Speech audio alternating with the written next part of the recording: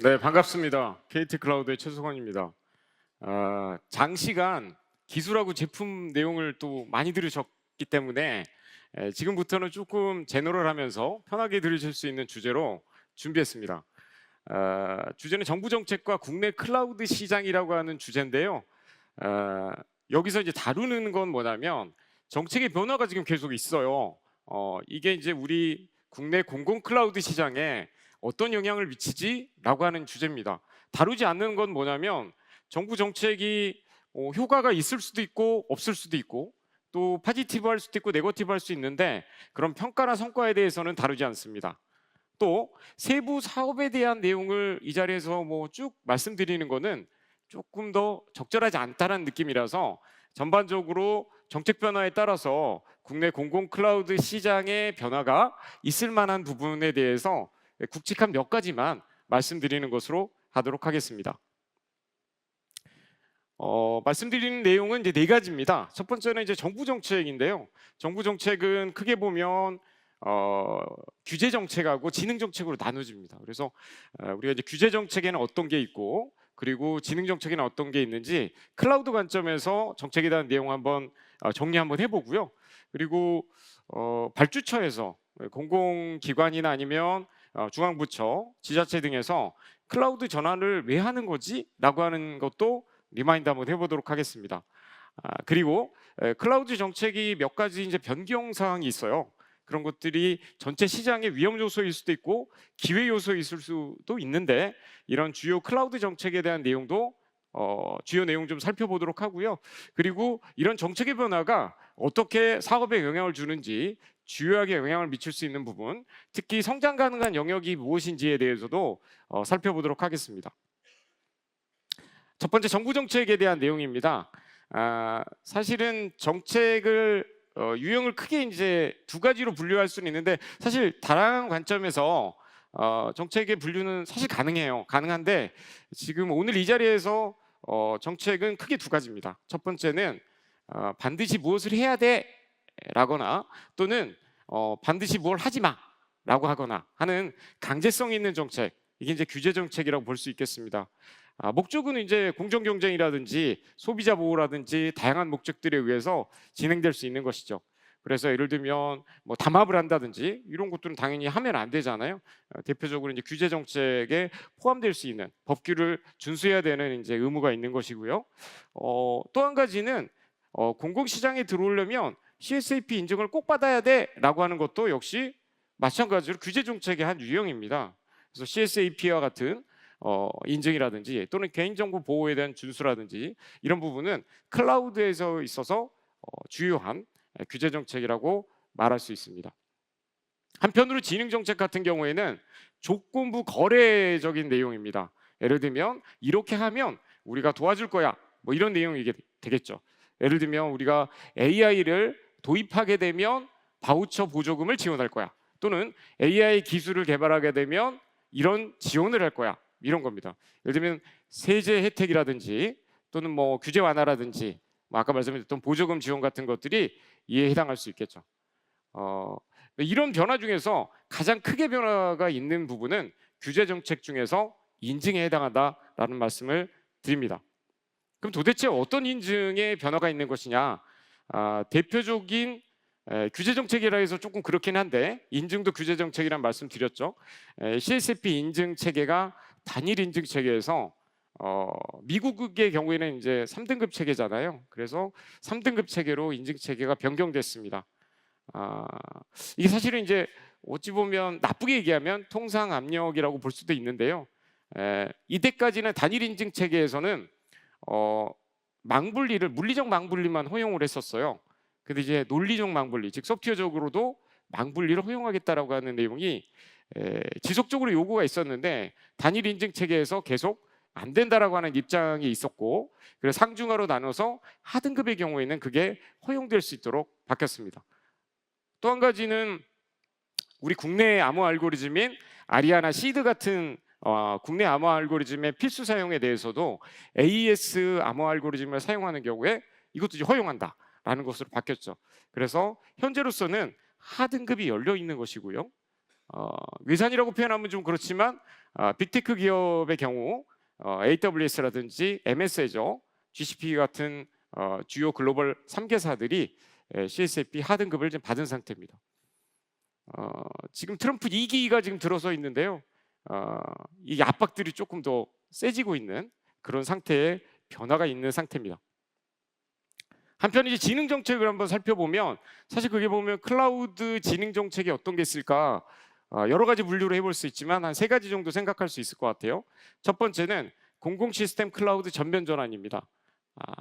사실은 올해 내지는 적어도 내년까지는 100% 공공 전환하게끔 되어 있었는데 이 부분이 기간도 조금 늘어지고요. 진행 방식도 좀 달라졌습니다. 그래서 속도가 좀 조절되고 있는 상태다라는 말씀 드리고요.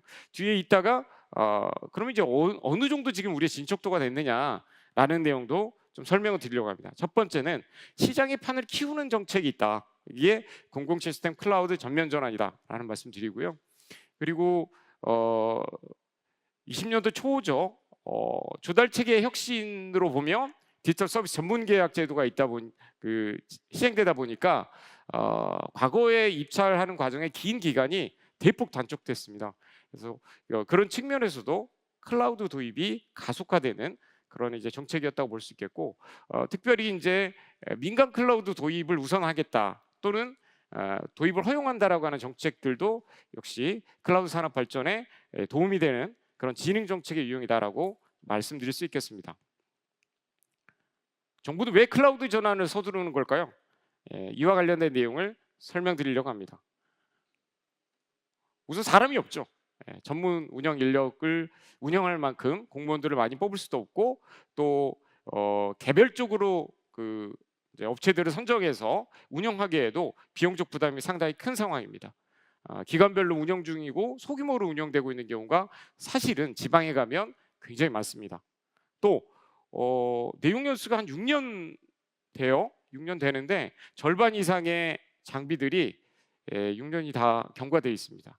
그러면 아무래도 장비가 노후화되게 되면 장애가 많이 나겠죠. 네, 그런 이유로 장애가 많이 난다라는 말씀 드리고요.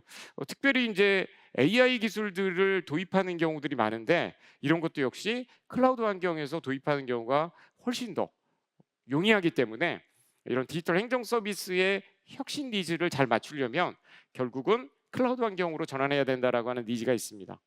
여기 조금 더 더해서 최근에 이제 SK텔레콤의 해킹 뉴스들이 화두가 되고 있는데 결국은 보안이 담보되지 않으면 아무 의미 없겠죠.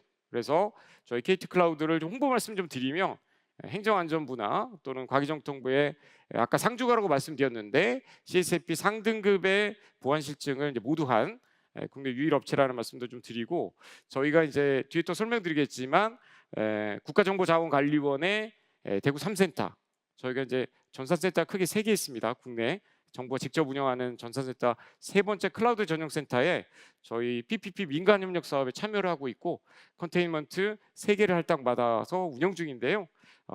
국가정보원의 N2SF 보안성 검증, 국정원의 보안성 검증에 대한 경험도 보유하고 있는 상황이다라는 말씀도 함께 드립니다.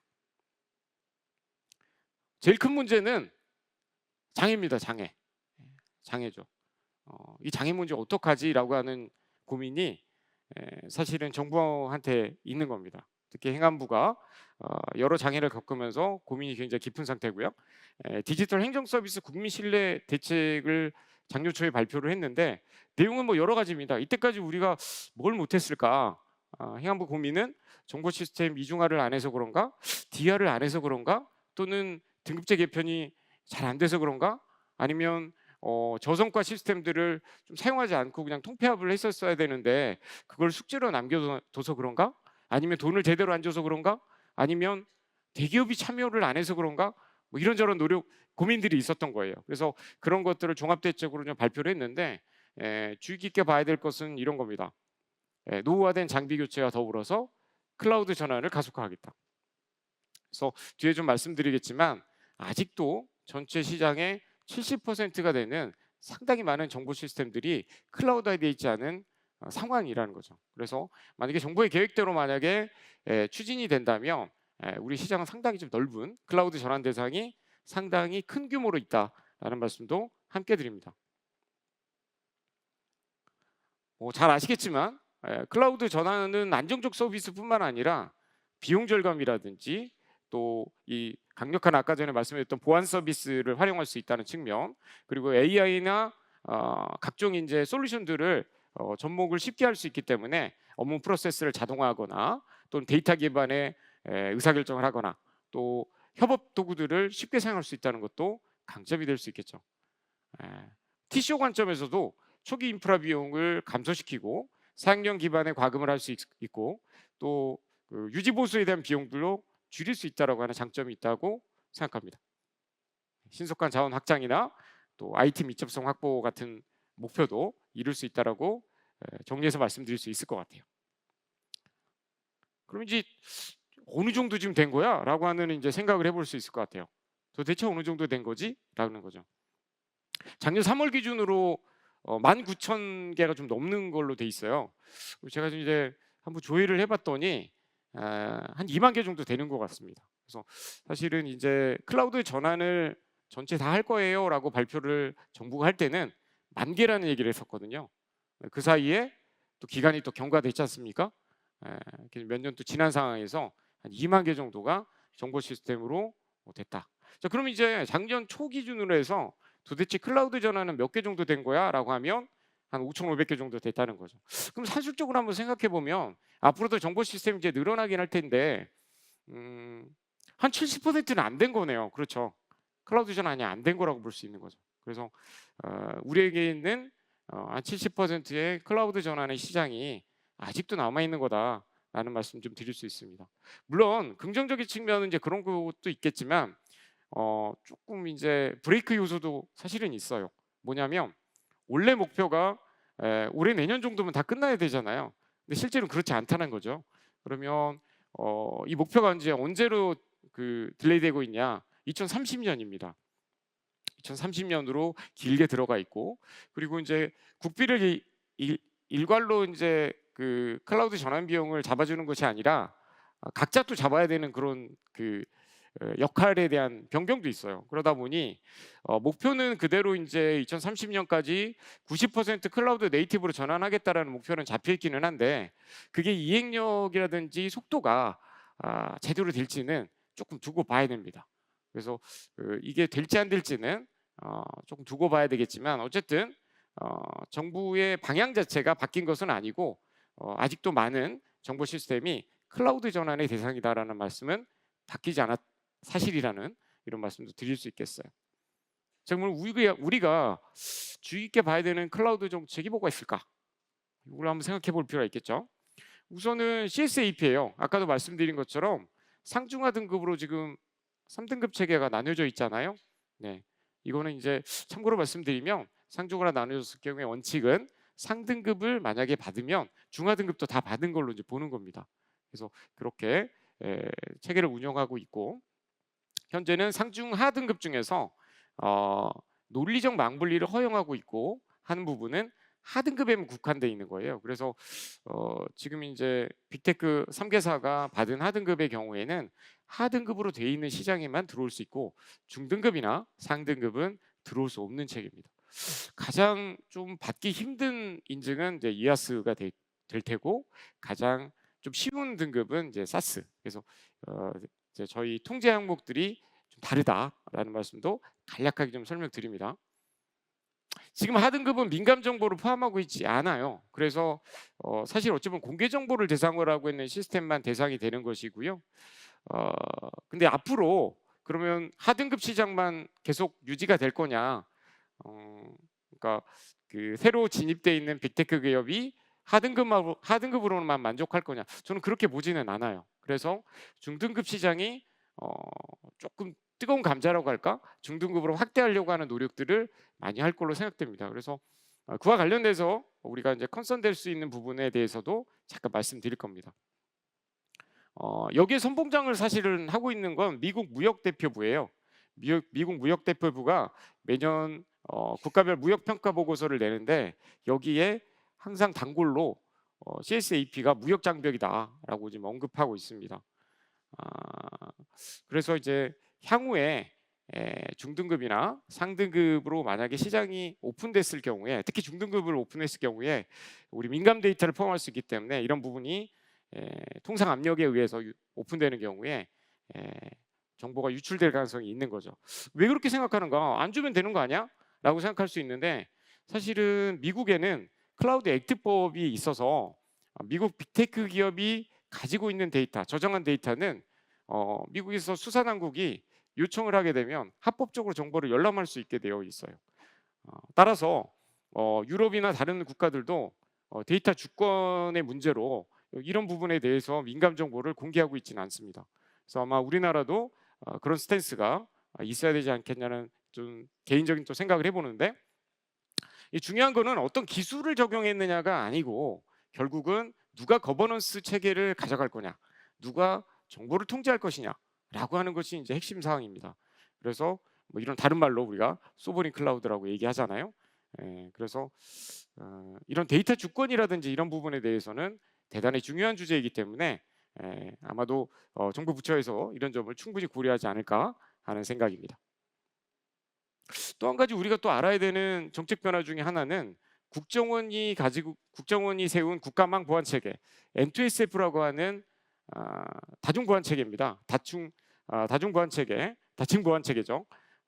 이게 CSO 등급이라고 얘기하는데, 왜 다층이라고 얘기하느냐면 클래시파이드, 즉 C 등급의 경우에는 뒤에 이제 상세하게 어떤 경우에 C 등급인지는 좀 말씀드리겠지만 민간에 오픈하지 말라는 게 기본 원칙이에요. 그래서 아까도 말씀드렸지, 정부의 전산센터가 3개가 있잖아요. 거기서 관리를 직접 하는 것이 맞다, 이렇게 이제 보는 것이고요. 반면에 민감 정보 같은 경우에는 PPP 존, 즉 아까도 이제 대구 3센터에 PPP 존이 있다고 말씀드렸는데 이중으로 이제 보안 체계가 돼 있는 거죠. 국가정보자원관리원에서 보안을 한번 하고 그 안에서 다시 민간 기업들이 다시 또 보안을 하는 그런 체계로 되어 있습니다. 그래서 그런 PPP 방식의 민간 협력 클라우드의 민간 참여를 좀 제한적으로 운영하겠다, 뭐 이런 내용도 볼 수 있습니다. 다만 이제 오픈되어 있는 정보에 대해서는 민간 클라우드를 사용할 수 있다, 뭐 이렇게 정의를 하고 있죠. 어떤 기준이죠? 라고 하면 이제 이런 기준입니다. 안보, 국방, 통일, 외교, 뭐 이런 정보 오픈하면 안 되잖아요. 당연히 국가가 직접 관리하는 게 맞다라고 이제 하는 것이고요. 위치도 정해져 있습니다. 그리고 성명이나 주민번호, 이건 다 개인정보니까요. 그리고 공개될 경우에 좀 이익에 큰 훼손이 있다라고 한다 그러면 민감 정보로 분류하고 있어요. PPP 존 같은 게 대안이겠죠. 마지막으로 이제 공개 정보로 분류할 수 있다라고 볼 수 있습니다. 공공 클라우드 센터, 아까 전에 정해져 있는 국가가 직접 직영하고 있는 그 센터에서 C등급은 관리를 해주게 될 거고요. 그리고 민간 클라우드 센터 중에서 PPP 존 같은 경우가 센시티브 등급을 관리하게 될 거고, 나머지가 아마 오픈되어 있는 그런 민간 클라우드 센터에서도 운영할 수 있다, 이렇게 정의되어 있습니다. 또 한 가지는 디지털 서비스 전문 계약이에요. 지금 영국의 서비스 계약 제도를 벤치마크해서 만든 그 제도일 텐데, 이게 지금 작년 기준으로 해서 5천억 정도가 돌파되는데 상당히 클라우드 도입을 엑셀레이션하는 효과가 있습니다. 간편 계약 제도라서 수개월이 걸리던 거를 일주 내지는 수주에 계약 체결할 수 있는 제도로서 잘 활용되고 있다는 말씀도 드리고요. 공공 클라우드 사업이 이렇게 될 수도 있다라는 말씀 드려요. 지금은 이제 글로벌 시장에서 AWS라든지 MS 애저, 구글 클라우드 이 3개사가 거의 하고 있잖아요. 그래서 하등급이 만약에 열리게 되면 플레이어들도 이렇게 되지 않을까 싶습니다. 대략적으로 전체 60% 후반에서 70% 정도를 이 3개사가 글로벌리 차지하고 있다는 말씀 드립니다. 예산이 약간 들쭉날쭉한 면이 좀 있지요. 그래서 21년도에서 22년도에 상당히 큰 규모로 예산이 증가됐다가 그 다음에 하향세고 다시 V자 반등하고 있는 추세예요. 근데 이제 긍정적인 소식이라고 할까, 전망은 아마도 V자 반등이 조금 더 커지지 않을까 조심스럽게 예상해 봅니다. 이 조감도입니다. 국가정보자원관리원 대구센터의 조감도고요. 여기에는 이제 저희 회사하고 다른 회사 두 개가 3개 컨테인먼트를 임차해서 입주해 있습니다. 그래서 한 개 컨테인먼트가 90개 렉 정도로 되어 있고요. 아까 전에 PPP로 하게 되면 아마 여기에 설치 운영되지 않을까 하는 생각입니다. 한 가지만 더 말씀드리고 시장에 대한 내용 마무리하고 마무리 멘트 하겠습니다. AI 시장도 굉장히 커지고 있는 것 같아요. 지금 이제 보도 자료도 나와 있지만 25년 말에 조 단위 규모의 투자가 있을 거고요. 이 중에 이제 두 가지 GPU 1만 장 규모의 연내 확보, 그리고 민간이 가지고 있는 GPU를 임차하는 이런 것들도 추진하고 있고, 월드베스트 LLM 같은 프로젝트도 진행 중인 걸로 알고 있습니다. 제가 이제 찰스 다윈의 말로 마무리하도록 하겠습니다. 저는 이제 이렇게 한번 해석을 해볼 수 있을 것 같아요. 생존을 위해 필요한 것은 힘, 기술력이거나 지식, 비즈니스적인 인사이트일 수 있다. 그런데 진짜로 생존하는 기업과 산업은 환경 변화에 적극 대응하고 적응하는 기업이나 시장이 아니겠느냐라는 말씀 드리고 싶습니다. 네, 이것으로 마치도록 하겠습니다. 고맙습니다.